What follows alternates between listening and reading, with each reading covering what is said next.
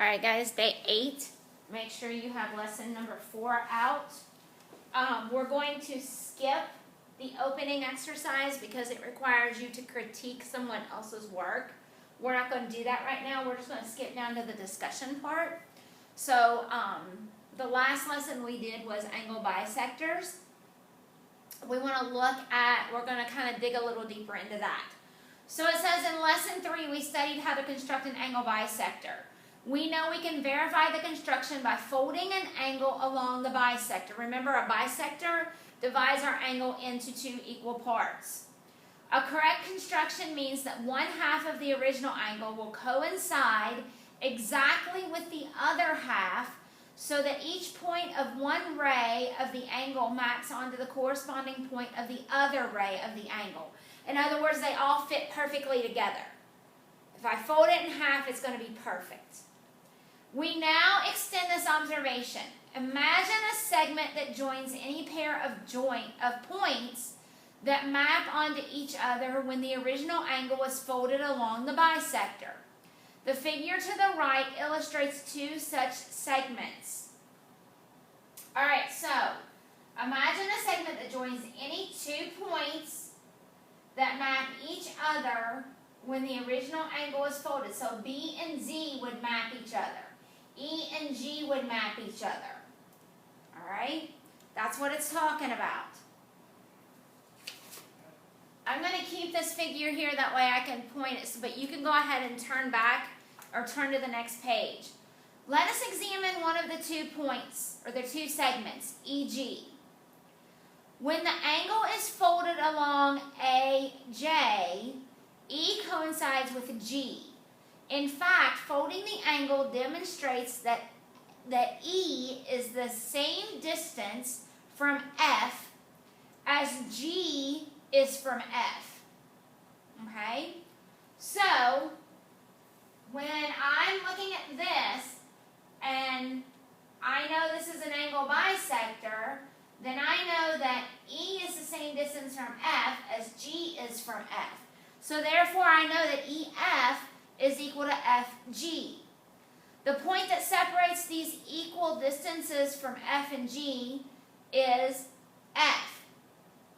I'm sorry, the point that separates these equal halves of EG is F, which is in fact the midpoint of the segment and lies on the bisector AJ. Alright, so, a lot of different things here. So we know this is a midpoint of EG, okay? Midpoint means middle. It divides it in the middle. So we know that's a midpoint, excuse me, of EG, all right? We also know that EF is congruent to FG. And I just put those little tally marks there because that tells me that they are congruent. We can make this case for any segment that falls under the conditions above. Alright, so if I were looking at B and Z, I know that C lies on a bisector, and that's important. I have to know that this is an angle bisector. So if it's an angle bisector, then if I'm looking at point C, B and D map each other. So if I were to fold those together, I would see that C is a midpoint of BD, and that B is the same distance from C as D is from C. So therefore, those 2 pieces would be equal. Alright? So, we can mark that as being equal, and I'm going to use 2 tick marks there to let you know that those 2 are equal. By using geometry facts we acquired in earlier school years, we can also show that the angles formed by the segment and the angle bisectors are right angles. Again, by folding, we can show that angle EFJ EFJ and angle GFJ, so that's this angle here and this angle here, coincide and must have the same measure. The two angles also lie on a straight line, which means that they have to equal 180 degrees.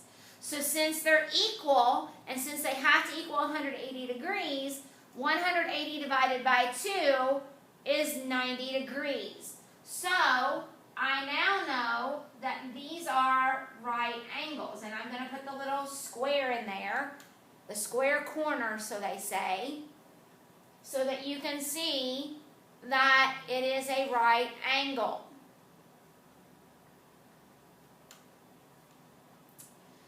These arguments lead to a remark about symmetry with respect to the line and the definition of perpendicular bisector.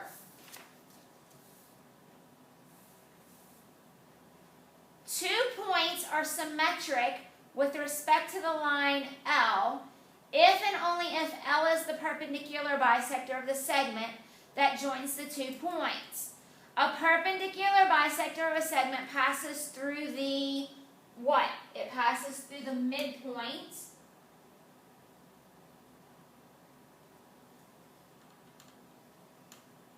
of a segment and forms, what does a midpoint do? Or what does a perpendicular bisector do?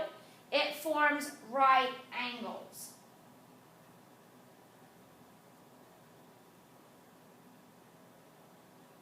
With the segments. We now investigate how to construct a perpendicular bisector of a line segment using a compass and a straight edge. Using what you know about the construction of an angle bisector, experiment with your construction tools and the following line segment to establish the steps that determine this construction. So I want you to pause the video here and I want you to experiment. Can you create a perpendicular bisector? Alright, so hopefully you paused and maybe you figured out some of the steps. Maybe you didn't. Maybe you didn't even try. Geometry is a trying subject, so you really need to get used to trying something. Alright, so I'm going to talk you through what we have to do. Alright, so I have this segment. I have segment AB. Alright? So my first step is I have to make sure that my endpoints of the segment are labeled. So label the endpoints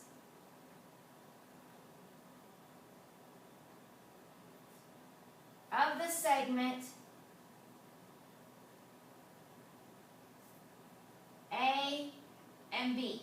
Now that's already done for us. Alright? But I have to make sure I have points. So I'm going to kind of make my points a little bit bigger here, just because it makes it a little easier for me to put my compass on.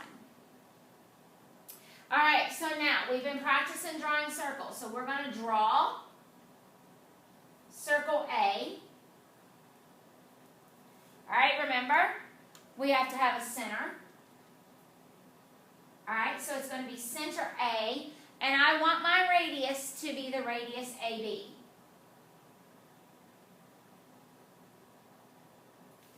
Alright, so if I want it to be a radius, that means I've got to measure the distance. So I need to open my compass up. I'm going to put the pointy part on A, open it up to B so I can find my distance.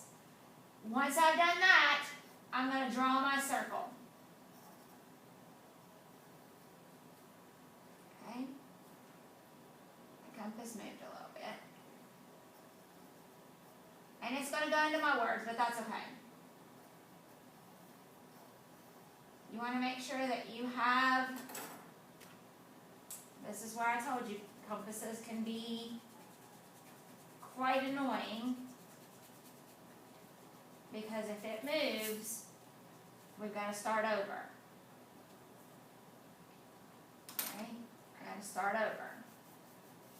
Because it's important to have my points that coincide. Alright, let me grab an eraser and let me grab another compass. Maybe I can find one that doesn't open so well.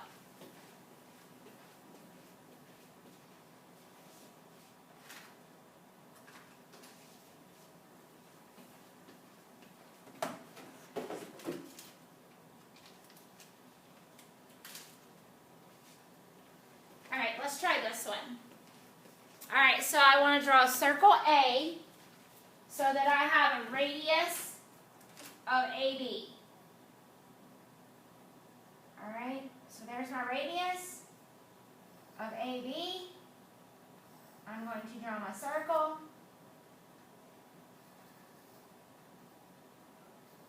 And I want to make sure that my circle is complete. Okay? I want to make sure my circle is complete. Alright? Now I'm going to, and I can make this all part of step 2. I'm going to draw circle B. That's going to be center B. And once again, I want it to have the same radius. So this one's going to be radius BA. Alright? So I'm going to put my pointy part on B. And I'm going to put my other point on A. And now I'm going to draw my circle. I want to make sure I have a complete circle. And you'll understand why here in just a moment. So I should have 2 circles now. I'm going to label the points of intersection as C and D.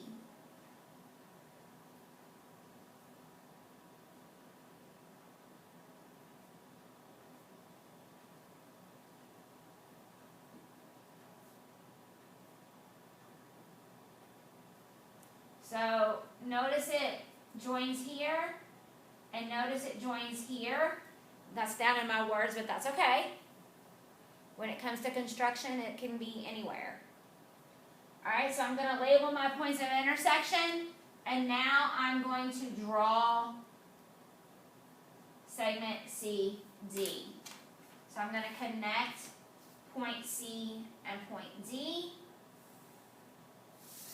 And if I were to actually get out a protractor, then I would realize that this is a perpendicular bisector. Alright? It is at the midpoint of A and B. And it forms right angles.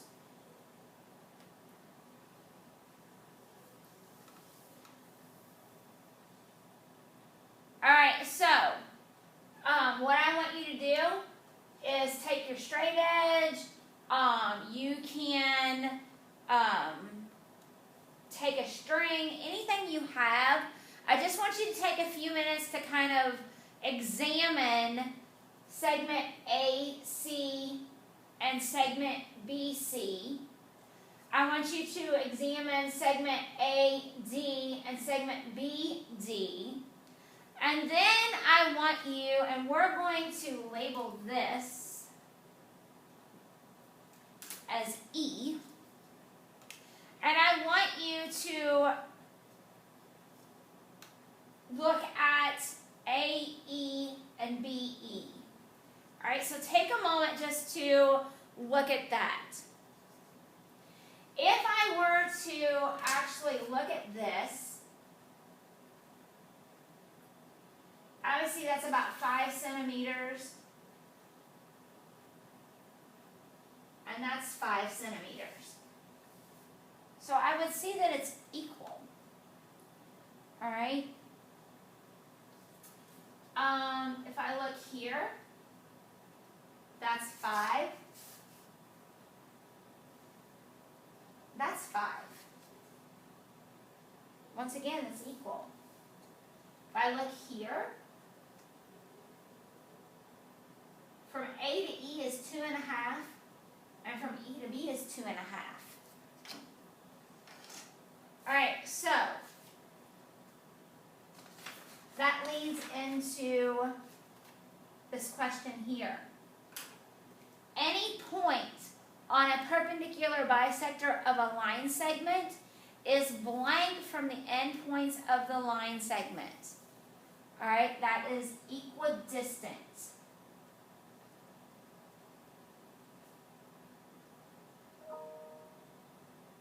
All right, it is equidistant.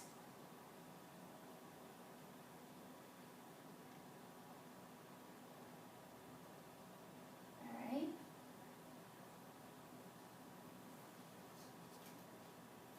All right, so you know how to construct the perpendicular bisector of a segment. Now you will investigate how to construct a perpendicular line to a line L from point A, not on L. Think about how you use circles in construction so far and why the perpendicular bisector construction works the way it does. The first step on the instruction has been provided for you. Discover the construction and write the remaining steps. All right? So I want to construct, so it says draw circle A with center A with a radius so that circle A intersects line L in 2 points. All right, so I want to draw circle A so that I'm going to intersect this line in 2 points. All right, so I'm going to put my point on A, and guys, the reason I say that is because if I close my compass really small, it's not going to even intersect L. So that's why they tell you they wanted to construct the circle so that way it intersects at least 2 points. All right, so here we go. I've constructed.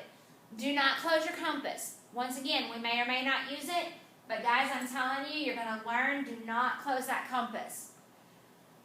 All right, so I've drawn circle A with center A, and I have a radius so that A intersects line L in 2 points. All right, so now I'm going to label those 2 points. So label the 2 points of intersection as B and C.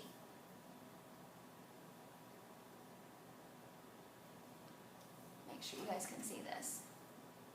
So label the 2 points of intersection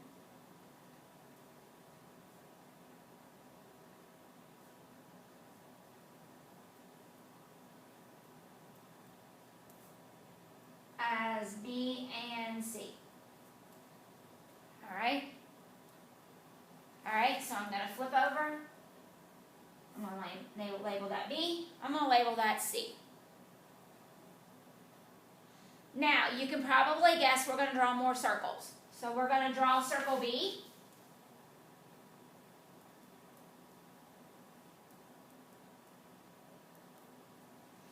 All right, draw circle B. And so that's the center B.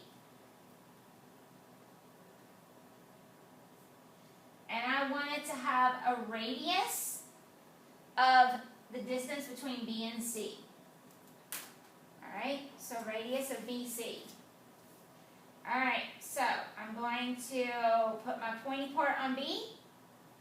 And I'm going to open my compass up so that I've got a radius of C. And then I'm going to draw my circle. And the paper slipped, and that's okay. And my paper is probably going to go off just because of how big I made my radius. But I've got to start again because when my paper slipped, it messed my compass up. So that's okay. Hopefully this helps you understand that it's not just you. It can happen to anybody. Alright, so circle B with a radius of C. Like I said, it's going to go off the paper, but I'm going to continue all the way around. So that way my circle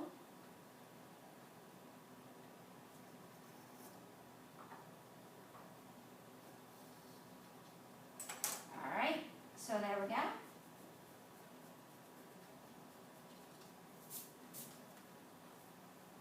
So I now have this huge circle. Like I said, mine went off the paper, it's okay.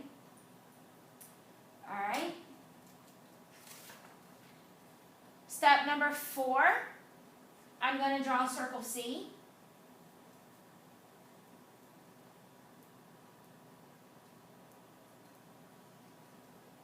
It's going to have the center C, and it's going to have a radius of the same, of CB. If you didn't close your compass, then you should still have that radius. If you closed your compass, once again, you'll learn, don't close that compass. Alright, so now I've got my circle. Once again, my compass moved because it's not liking me today. That's okay. This one fit on the paper. So notice that I have my 3 circles now. If you will notice, look, I have an intersection. Okay? I have an intersection here. So I'm going to label the unlabeled intersection of circle B and C as D. So I'm going to label that point D. Alright?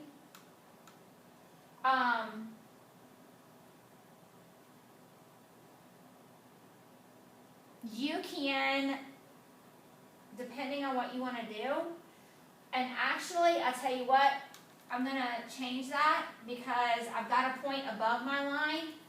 I want to do this one so that I can draw something through there, okay? Because that's the whole point, is we're looking at a perpendicular bisector. So I'm going to label. I'm sorry, I have to keep flipping, so I have to make sure my paper's where you can see it. The unlabeled intersection of circle B and circle C as point D. Alright, and then our last step is to draw AD.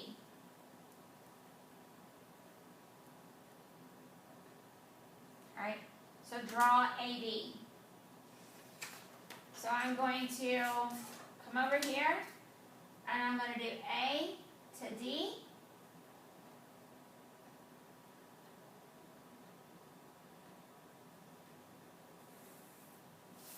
And I'm going to connect those, and I now have a perpendicular bisector. Okay? Guys, you have some vocabulary words. Please make sure you go over those. Make sure you understand them. If you have any questions, get with me. Google Classroom, Zoom meetings, email, however.